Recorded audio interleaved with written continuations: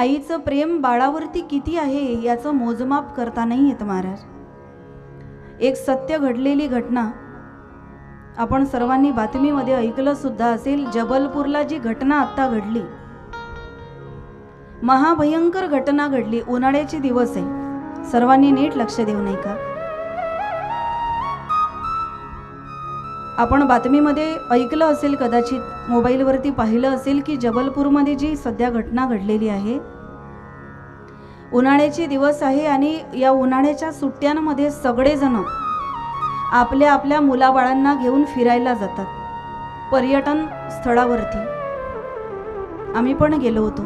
आता माझं रायगडच्या भागात कीर्तन होतं ना, आम्ही पण 2-4 पर्यटन स्थळ, काही तीर्थक्षेत्र दर्शन करून आलोय. परंतु अशा घटना ज्या वेळेला कानावरती पडतात तेव्हा वाटतं की भगवान परमात्म्याने किती रक्षण आपलं त्या ठिकाणी केलं. आपण आत्ताच आलो बाहेरून, पण क्षणाक्षणाला भगवान परमात्मा आपलं रक्षण करत असतो. एवढी भयंकर घटना जबलपूर मध्ये आता जी घडलेली आहे, मध्य प्रदेशामध्ये नर्मदा डॅम मध्ये. पर्यटन स्थळावरती आपण उन्हाळ्याच्या या दिवसामध्ये आपल्या मुलाबाळांना, आपल्या परिवाराला घेऊन जातो. गेल्यानंतर आपल्याला वाटतं आपण जहाजामध्ये बसावं, आपण बोटमध्ये बसावं, आपण क्रूजमध्ये बसावं. पण क्षणार्धात होत्याचं नव्हतं कसं होतं हे आपल्यालाही कळत नाही. आता आपण जिवंत आहोत, पण क्षणभराच्या नंतर काय होणार आहे हे आपल्याला सुद्धा माहिती नसतं महाराज. जवळपास 30-35 लोक त्या क्रूजमध्ये, नर्मदा डॅममध्ये, त्या ठिकाणी त्या पात्रामध्ये विहार करत होते. सर्वांना आनंद वाटत असतो की पाण्यावरती आपण जहाजामध्ये बसलं पाहिजे. परंतु आणि अशा वेळेला आपल्याला ते लाईफ जॅकेट असतात ना, ते घालायला देतात. यदा कदाचित जर नाव पलटी झाली, पाण्यात कुणी पडलं तर त्या जॅकेटनं तरी आपलं रक्षण होईल म्हणून ते जॅकेट आपल्याला घालायला देतात. पण ज्याचं मरण आलंय ना महाराज, ना तिथे लाईफ जॅकेट काम करतं, ना दुसरं कुठलंच काही काम करतं. ज्या वेळेला ते क्रूज जाण्यासाठी निघालं त्या नर्मदा डॅम मध्ये, आणि थोडं दूर अंतरावरती ज्या वेळेला गेलं, एकाएकी सोसाट्याचा वारा सुटला आणि पाण्याची पातळी जी आहे ती एवढी वेगाने त्या ठिकाणी वाढली, एवढी वेगाने वाढली की एवढं मोठं असणारं क्रूज त्या पाण्यामध्ये पलटी झालं. अनेक लोकांचे तर परिवार त्याच्यामध्ये होते महाराज. अनेक लोक संपूर्ण परिवाराच्या समवेत त्या ठिकाणी होते. तुम्हाला माहिती आहे, जुन्या काळातले लोक घराला कुलूप लावत नव्हते. एक तरी व्यक्ती घरात राहायची. आपल्याला असं वाटतं की हे लोक मूर्ख होते, पण त्यांच्या त्या कृती मागे पण काहीतरी कारण होतं. घरातून बाहेर गेलेला व्यक्ती घरी परत येईल की नाही याची शाश्वती कोणीच देऊ शकत नाही, कोणीच देऊ शकत नाही महाराज. म्हणून जुने लोक, 1-2 लोक घरी थांबायचे, पण घराला पूर्वीच्या काळामध्ये कुलूप लागत नव्हतं. पूर्वीच्या काळात घर बंद करून घराच्या बाहेर कोणी जात नव्हतं, कारण पूर्ण परिवार जर एका ठिकाणी गेला, अनेक घटना घडत असतात. मागे ते विमान क्रॅश झालं, त्यावेळेला अनेक परिवार त्याच्यामध्ये गेले. एका क्षणार्धात संपूर्ण आयुष्य उद्ध्वस्त झालं, वंशाला सुद्धा कोणी शिल्लक राहिलं नाही. आणि ज्या वेळेला त्या पाण्यामध्ये पाण्याचा वेग वाढला, पाण्याची पातळी वाढली, त्या नर्मदेच्या पात्रामध्ये जबलपूर या ठिकाणी ते क्रूज ज्या वेळेला उलट झालं, काही लोकांची पत्नी त्या ठिकाणी हरवली, सापडली नाही. आतापर्यंत 10-12 लोकांची प्रेत सापडलेली आहेत, काही अजूनही बेपत्ता आहेत. एका व्यक्तीचं मी थोडं संभाषण त्यामधलं ऐकलं. ते 70 वर्षाची ती व्यक्ती होती आणि त्यांनी सांगितलं की ज्या वेळेला संपूर्ण पात्रात पाणी भरलं, खालचा जो फ्लोअर असतो त्याच्यावरती मी होतो, पण जसं पाण्याची पातळी वाढली मी वरच्या फ्लोअरवर फेकल्या गेलो. मला वाटलं क्षणार्धात आता मी मरणार आहे. माझ्यासोबत माझी पत्नी होती, विहीण होती आणि तिचा नातू होता. माझी पत्नी आणि विहीण अजूनही बेपत्ता आहे. नातू आधीच पाण्याच्या बाहेर फेकल्या गेला म्हणून तो जिवंत आहे आणि मी एक जिवंत आहे, असं त्या म्हाताऱ्या बाबांनी त्या ठिकाणी सांगितलं. आणि हे सर्व घटना घडल्याच्या नंतर मी तुम्हाला हे का सांगते सांगू, आईची ममता सांगायची मला तुम्हाला यामधून. एक आई आपल्या 3-4 वर्षाचं बाळ तिच्या मांडीवरती बसलेलं होतं. जेव्हा डॅम मध्ये ते क्रूज उलट झालं, ते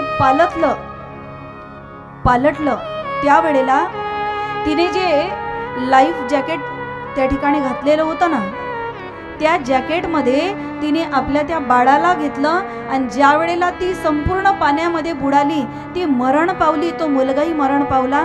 पण ज्या वेळेला पाण्यामध्ये दोघंही मरण पावले ना, आई उलटी झोपलेली आहे, पाण्यामध्ये सरळ झोपलेली आहे आणि तिच्या छातीला तिचं बाळ असं बिलगलेलं आहे. आई मरण पावली पण आपल्या बाळाला नाही सोडलं महाराज तिने. आईची ममता ही शब्दात वर्णन नाही करता येत. मरण जरी जवळ आलं, माहिती होतं क्षणार्धात आपण मरणार आहे, परंतु मरत असताना सुद्धा ते बाळ आईने छातीशी कवटाळलं. आईही मरण पावली, बाळही मरण पावलं, परंतु मेल्यानंतर सुद्धा आईचे हात असे घट्ट आहे त्या बाळाला पकडून. त्या 4 वर्षाच्या बाळाला सोडलं नाही आईने. आईचं ममत्व हे शब्दात वर्णन करण्यासारखं नाही. आईचं प्रेम एका वाक्यात वर्णन करण्यासारखं अजिबात नाही. आईची ममता, एखादं भजन म्हटलं, एखादं गाणं म्हटलं म्हणजे आईची ममता संपत नाही. स्वतः मरणाच्या दारात जाऊन जी नव्या जीवाला जन्म देते, तिचं नाव आई आहे महाराज. स्वतः मरण डोळ्यासमोर दिसत असताना छातीला बिलगून आपल्या बाळाला ठेवलं.